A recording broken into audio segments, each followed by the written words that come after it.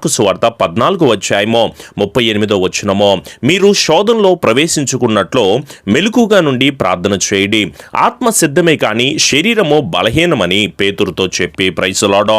ఈరోజు మనమందరూ కూడా ఎన్నో రకాలైన శోధనలతో, బాధలతో, సమస్యలతో, వేదనల గుండా సాతాను ఎన్నో రకాలుగా మనల్ని కృంగతీయాలని, బాధ పెట్టాలని, వేదనకరమైన పరిస్థితిలో ఉండాలని, ఆత్మీయతలో మనమందరం కూడా కృంగిపోవాలి అని, వాక్యానికి లోబడకుండా మనం జీవించాలని ఎన్నో రకాలైన ప్రయత్నాలు చేస్తూ ఉంటున్నాడు.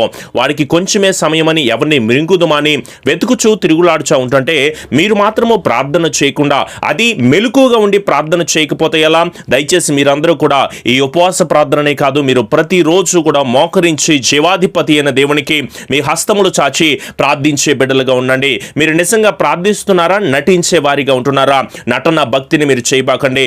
ఏదో మేము కూడా క్రైస్తవులమండి, మేము కూడా ప్రార్థన చేయాలి, ఉదయకాలము ప్రార్థన చేయాలి, ఏదైనా బయటికి వెళ్ళేటప్పుడు, ఏదైనా ఆహారం తీసుకునేటప్పుడు, ఏదైనా కార్యాలు మొదలు పెట్టేటప్పుడు, ఏదైనా పని చేసేటప్పుడు ప్రార్థన చేయాలి అనే ఒక నామకార్థ భక్తిలాగా కాదో, మనము పరిపూర్ణంగా దేవుని స్తుతించేలాగున, మనము ఏ శోధనలో కూడా ప్రవేశించే అవకాశం లేకుండా మనము తప్పకుండా ప్రార్థన చేసే బిడ్డలుగా ఉండాలి. అంతేగాని నటించే బిడ్డలుగా ఉండబాకండి. యాకోబు కూడా నటించేవాడిగా ఉంటున్నాడు. తండ్రి అయిన ఇస్సాకు దగ్గర నేను ఏసావును ఒప్పించడానికి ఎన్నో రకాలైన ప్రయత్నాలు చేస్తూ ఉంటున్నాడు. దెలీలా కూడా సంసోను దగ్గర నటిస్తూ ఉంటుండే ఫిలిస్తీన్లకు అప్పగించడానికి. సౌలు కూడా నటించేవాడిగా ఉంటున్నాడు. దావీదు ఎదుట అతన్ని చంపించాలనే ప్రయత్నం చేస్తూ ఉంటున్నాడు. అమ్నోను కూడా నేను రోగిగా ఉన్నాను అని చెప్పేసి నటిస్తూ ఉంటున్నాడు తామారుతో పాపము చేయడానికి. ఎందుకంటే ఇస్కరియోతు యోధా కూడా యేసు ప్రభులు వారి దగ్గర నటించేవాడిగా ఉంటున్నాడు. ఎందుకో తెలుసా? ఆయన్ని అప్పగించడానికి. ఈరోజు మరి మీరు కానీ, నేను కానీ ఎవరు కూడా నటించే అవకాశం ఉండకూడదు. వేషధారణ భక్తి కార్యాలు చేసేవారిగా మనం కనిపించే వారిగా ఉండకూడదు. మీరు మీ తల్లిదండ్రులు ఎదుట కానీ, భార్య దగ్గర కానీ, భర్త దగ్గర కానీ, అక్క, అన్న, చెల్లి, తమ్ముడు, బంధువులు ఎదుట, స్నేహితుల దగ్గర, దైవ సేవకుల ఎదుట, స్నేహితుల దగ్గర, ఆత్మీయుల ఎదుట నటిస్తూ ఇతరులను నేను మోసం చేస్తున్నాను అనుకుంటున్నారేమో. మిమ్మల్ని మీరే మోసం చేసుకుంటున్నారు. జాగ్రత్త. ఈ రోజే మీరందరూ కూడా మార్పు చెందండి. మీ జీవితాన్ని సర్వోన్నతమైన దేవునికి సమర్పించుకోండి. నీతిగా, న్యాయముగా, నిజాయితీగా బ్రతకడం మీరు నేర్చుకోండి. మనమందరం కూడా ఎడతెగక ప్రార్థన చేయాలని దేవుని వాక్యం తెలియచేస్తూ ఉంటుంటే మరి మీరు ఎక్కడ ప్రార్థన చేస్తూ ఉంటున్నారో, ఎడతెగక మనం కృతజ్ఞత స్తుతులు చెల్లించే విషయంలో, ఎడతెగక పరిశుద్ధాత్మ రీతిలో మనమందరం నడిపించే విషయాలన్నిటిలో కూడా, ఎడతెగక మనం సాక్ష్యం ఇచ్చే విషయాల్లో, ఎడతెగక మేలును వెతికే విషయంలో, దేవుని ఆత్మతో నింపబడి మనమందరం నడిచే విషయంలో ఎప్పుడు ఎల్లప్పుడూ కూడా పవిత్రంగా ఉండేలాగా చూసుకోవాలి. దయచేసి మీరు జాగ్రత్తగా నడవండి. ఓపికతో మీ జీవితాన్ని మీరు కొనసాగించండి. నిత్యము నిలకడగా మీరు జీవించండి. స్టేబుల్గా ఉండండి, స్ట్రాంగ్గా ఉండండి. కంటిన్యూస్గా మీరు మీ భక్తి కార్యాలు చేయండి. ఆయనే చెప్పాడు కదా, ముసలమ్మ ముచ్చట్లను మీరు వదిలిపెట్టి మీ భక్తిని మీరే సాధకం చేసుకోమని చెప్తా ఉంటుంటే దీనంగా నడుచుకోవడం మర్చిపోయావో, సరి అయిన పరుగును పరిగెత్తడం మర్చిపోయావో, నమ్మకమైనది ఏంటో, యోగ్యమైనది ఏంటో కూడా నువ్వు మర్చిపోయి జీవిస్తూ ఉంటున్నావో, నిబ్బరమైన బుద్ధి నీకు లేకపోతే ఎట్లా, స్టేబిలిటీ నీకు లేకపోతే ఎట్లా? మరొకసారి దైవ సేవకుడిగా మీకు చెప్తున్నాను, మీరు నీతిగా, న్యాయముగా మీరు బ్రతకడం మీరు నేర్చుకోండి. నువ్వు ఎలాంటి స్థితిలో ఉన్నావో, ఎలాంటి పరిస్థితిలో ఉన్నావో, ఎలాంటి వేదనకరమైన స్థితిలో ఉంటున్నావు అనేది నా జీవము కలిగిన న్యాయాధిపతికి తెలుసు. అలాంటన్నప్పుడు బ్రదర్ నేను ఈ స్థితిలో ఉన్నానని, ఈ శోధనలో ఉన్నాను అని నువ్వు చెప్పక్కర్లేదు.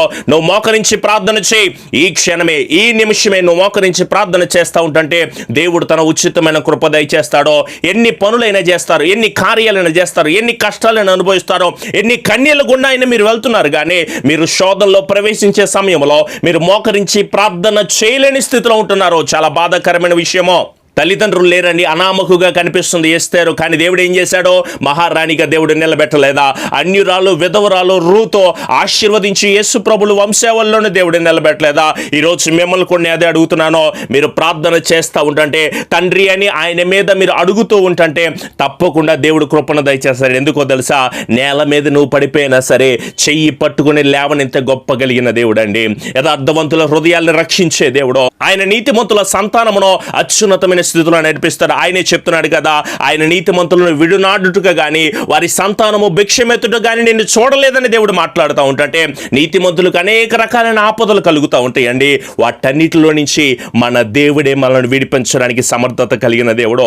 అనేక ఆపదలు నీ దగ్గరికి వచ్చినా, ఎలాంటి భయంకరమైన సమస్యలు వచ్చినా, ఎలాంటి ఇబ్బందులు మీ దగ్గరికి వచ్చినా సరే ఎన్నడూ కూడా విడిచిపెట్టని విడనాడని దేవుడు. నాకు ఒక రోజు యాక్సిడెంట్ అయ్యింది. ఏం చేయాలో అర్థం కాని దయనీయమైన పరిస్థితిలో ఉంటున్నానో, కానీ డాక్టర్స్ అందరూ వచ్చి నీవు చచ్చిపోయావు, నన్ను గుద్దిన లారీ అయినా నువ్వు బ్రతకవు ఎందుకు ఇంకా అని చెప్పేసి ఆయన పారిపోయి వెళ్ళిపోయాడు. కానీ దేవుడిచ్చిన కృప ఏంటి అంటే నా కాళ్ళ మీద ఇప్పటికీ కూడా లారీ ముద్ర కనిపిస్తూ ఉంటుంది. డాక్టర్ దగ్గరికి వెళ్తే నాకు ఈ వాక్యమే గుర్తొచ్చింది. ఏమిటో తెలుసా? ఆయన నీతిమంతుని ఎముకలన్నిటినీ కూడా కాపాడి దానిలో ఒక్కటి కూడా విరిగిపోకుండా దేవుడు అత్యున్నతమైన కృపను దయచేస్తాడో. ఈరోజు నేనే సాక్షిగా నిలబడి మీ ముందు చెప్తున్నాను, ఆయన ఎన్నడూ ఎప్పుడు ఎవరిని కూడా ఎలాంటి పరిస్థితుల్లో కూడా విడనాడని దేవుడు, విడిచిపెట్టని దేవుడు. అతని సంతానము భిక్షమెత్తుట, ఎవరి సంతానమో నీతిగా న్యాయముగా నడుచుకున్న వారి సంతానమును దేవుడు ఉన్నతమైన స్థితిలో నడిపించడానికి సమర్థత కలిగిన దేవుడు. మరి మీరు ఎలా ఉన్నారో? దుఃఖములో ఉన్నాను బ్రదర్, అప్పుల్లో ఉన్నానండి, అనారోగ్యాలతో ఉన్నానండి, నా భర్తతో ఒక సమస్యగా, నా భార్యతో ఒక సమస్యగా, ఎన్నో అవమానాలు, నిందలు, శ్రమలు, ఎన్నో భయంకరమైన పరిస్థితులు గుండా నేను వెళ్ళిపోతున్నానండి అని చెప్పేసి నువ్వు అనుకుంటున్నా సరే, దేవుడు ఎన్నడూ ఎప్పుడు ఎలాంటి పరిస్థితుల్లో కూడా మనల్ని విడనాడని దేవుడు కదా. ఆయన ఎంతో మోసపోయావు, ఇప్పుడు దాకా ఎన్నో రకాలైన కోర్టు సమస్యలతో, అక్రమ సమస్యలతో, వ్యాపారంలో ఎన్నో రకాలైన భయంకరమైన విషయాలతో నువ్వు బాధపడుతూ దిగులు పడుతూ ఏం చేయాలో అర్థం కాక దయనీయమైన పరిస్థితిలో ఈరోజు మీరంతా ఎదురు చూస్తూ ఉంటున్నారు కదా. ఆయన మీ దగ్గర నుంచి కోరుకునేది ఏమిటో తెలుసా? మీరు మారు మనసు పొందాలని దేవుడు కోరుకుంటూ ఉంటున్నాడు. నిజంగా మీరు వ్యభిచార మనసుతోనే ఉంటున్నారు, నిజంగా మీరు నరహత్య చేసే విషయాలతోనే ఉంటున్నారో, దేవుని రాకడ సమీపిస్తుంది నాన్న.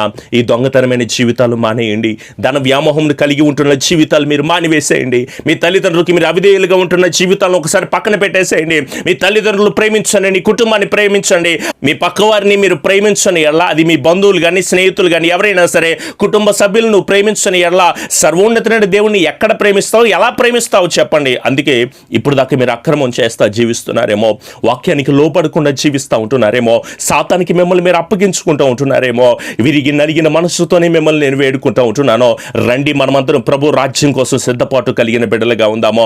ఎంతోమంది ఎన్నో రకాలుగా నశించిపోతూ ఉంటున్నారో, నశించిన దాన్ని వెతకి రక్షించడానికే కదా దేవుడు ఈ లోకమునికి వచ్చింది. ఆయన మన కోసము కలవరి శిలువలో బలియాగమైనది. ఈరోజు దుఃఖములో ఉన్నావా, వేదనలో ఉన్నావా, కన్నీళ్లలో ఉన్నావా, కష్టాలలో ఉన్నావా, పాప సైతమైన క్రియల్లో ఉన్నావా, లోక సంబంధమైన వ్యవహారాలతో బానిసగా బ్రతుకుతా ఉంటున్నావా?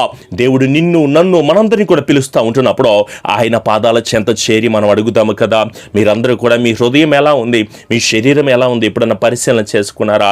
ప్రేమ, సంతోషము, సమాధానము, దీర్ఘశాంతము, దయాలతో, మంచితనము, విశ్వాసము, సాత్వికము, ఆశా నిగ్రహము, ఆత్మ ఫలాలు కలిగి మీరందరూ కూడా జీవించండి. అలా కాకుండా ఒకవేళ శరీర సంబంధమైన విషయాలతో జీవిస్తూ ఉంటున్నారేమో, కోపాలతో, అసూయలతో, వ్యభిచారమైన మనసుతో, ఈ లోక సంబంధమైన వాటిని ఎందుకు ప్రేమిస్తూ ఉంటున్నారో, పరలోక సంబంధమైన ప్రేమను కలిగి మనమందరం జీవించే వారిగా ఉందామో.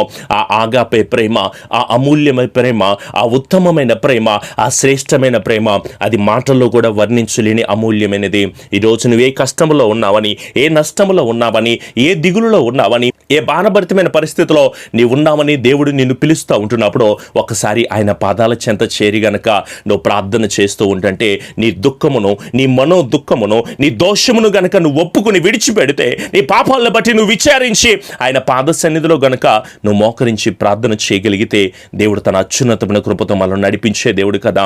మన ప్రవర్తన విషయంలో నిరీక్షణ కలిగిన వారిగా ఉందామో, వినయ మనస్సు కలిగి దేవుని ఆరాధన చేసే వారిగా ఉందామో. మన రెండు హస్తాలు ఆయన వైపు చాచి ఏక మనస్సుతో నాతో పాటు కలిసి ప్రార్థిస్తారా? మీ పనులన్నీ పక్కన పెట్టేసి ఒక్క నిమిషం నాతో పాటు కలిసి ఏకీభవించి ప్రార్థన చేస్తారా?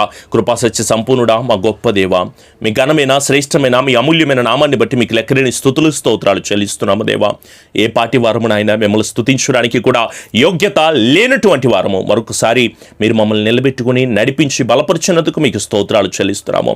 విదేశాల్లో ఉంటున్న బిడ్డలకు క్షేమాన్ని మీరు దయచేయండి. మా దేశంలో ఉంటున్న వైద్యులకు, పోలీసులకు, కార్మికులకు, ప్రభుత్వాలకు మంచి జ్ఞానాన్ని మీరు దయచేయండి నాయన. అప్పుల బాధలో ఉంటున్న వారికి విడుదల మీరు దయచేయండి. అనారోగ్యాలతో ఉంటున్న వారికి నెమ్మదిని మీరు దయచేయండి. తాగుడు బానిసత్వం నుంచి, వ్యభిచార జీవితం నుంచి, పాప సహితమైన కార్యాల నుంచి, దురాత్మ శక్తుల నుంచి యేసు నామములోని బిడ్డలకి పూర్తి విడుదల అనుగ్రహించి ఆశీర్వదించి నెమ్మదిని, సమాధానాన్ని వారి కుటుంబాల్లో దయచేయమని మా ప్రియ రక్షకుడైన యేసు నామములో అడుగుచున్నాము తండ్రి. ఆమెన్.